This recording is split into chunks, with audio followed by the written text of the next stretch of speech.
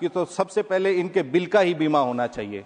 इनकी हर घोषणा और हर बिल का एक मापदंड और पैमाना तय हो। मैं एक आंकड़ा आपके समक्ष रखना चाहता हूं।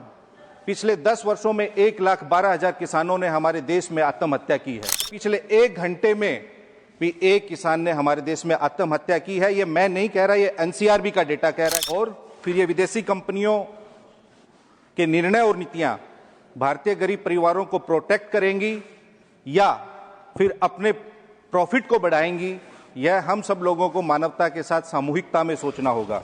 श्री संजय यादव। थैंक यू सभापति महोदय। महोदय, हमारा मानना है कि बीमा घाटे या मुनाफे का खेल नहीं होना चाहिए। यह हर नागरिक के जीवन में संजीवनी, गरिमा और अमृत की तरह होना चाहिए, क्योंकि महोदय बीमा कोई लग्जरी नहीं है। यह व्यक्ति के जिंदा रहते हुए भी आखिरी उम्मीद और मौत के बाद आखिरी सहारा होता है।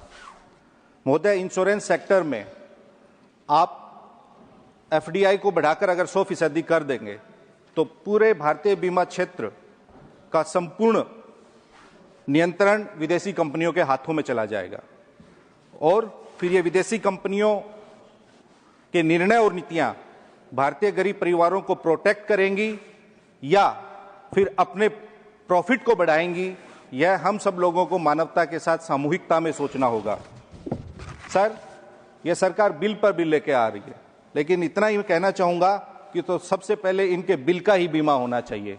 इनकी हर घोषणा और हर बिल का एक मापदंड और पैमाना तय हो, जहां ये तय करे और निर्धारित करे कि इनके क्लेम्स कितने स्टिक हैं और सक्सेस रेट क्या है। मान्यवर, जो बीमा सिर्फ शहर कार और क्रेडिट कार्ड वालों तक सीमित हो, वह सबका बीमा नहीं कहला सकता। मैं ये क्यों कह रहा हूं? क्योंकि यही सरकार कहती है कि यह सरकार 81 करोड़ लोगों को 5 किलो मुफ्त अनाज देती है। अगर जिस देश में जो सरकार 81 करोड़ लोगों को जिंदा रहने के लिए 5 किलो मुफ्त अनाज दे, तो महोदय क्या वो इस देश के 81 करोड़ नागरिक विदेशी कंपनियों से बीमा खरीद पाएंगे? महोदय, प्रधानमंत्री फसल बीमा योजना की अभी चर्चा हुई। मैं एक आंकड़ा आपके समक्ष रखना चाहता हूं। पिछले 10 वर्षों में 1,12,000 किसानों ने हमारे देश में आत्महत्या की है। 3 बजे इस बिल पर चर्चा शुरू हुई। महोदय, पिछले 1 घंटे में भी एक किसान ने हमारे देश में आत्महत्या की है। ये मैं नहीं कह रहा, ये एनसीआरबी का डेटा कह रहा है कि प्रत्येक घंटे हमारे देश में एक किसान आत्महत्या करता है। कल ही की खबर है कि महाराष्ट्र में एक किसान ने कर्जे से मुक्ति देने के लिए अपनी किडनी बेच दी। परसों बिहार के मुजफ्फरपुर में एक गरीब परिवार ने अपने 5 बच्चों के साथ सामूहिक आत्महत्या कर ली। महोदय, हमारे देश में सीवर साफ करने वाले कितने गरीब दलित मरते हैं। तो हमारा मानना है, मेरा सुझाव है कि इस बिल में एक ऐसा प्रावधान हो कि किसानों के लिए, उन गरीब दलितों के लिए और जो गरीब आत्महत्या करते हैं, हमारे किसान जो आत्महत्या करते हैं, उनके लिए एक ऐसा प्रोविजन हो कि उनके जीवन को सुरक्षा मिले।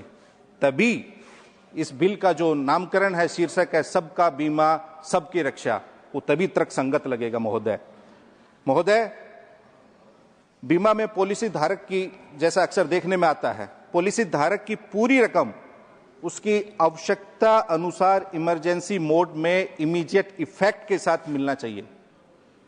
अक्सर होता क्या है, बीमा कंपनियां शुरुआत में बहुत लुभावने ऑफर्स देती हैं, आकर्षक डिस्काउंट्स देती हैं, उनका पैटर्न भी बेचने का बीमा पॉलिसी ऐसा होता है, लेकिन बाद में जब क्लेम करने जाते हैं तो वो प्रक्रिया उतनी ही जटिल होती है।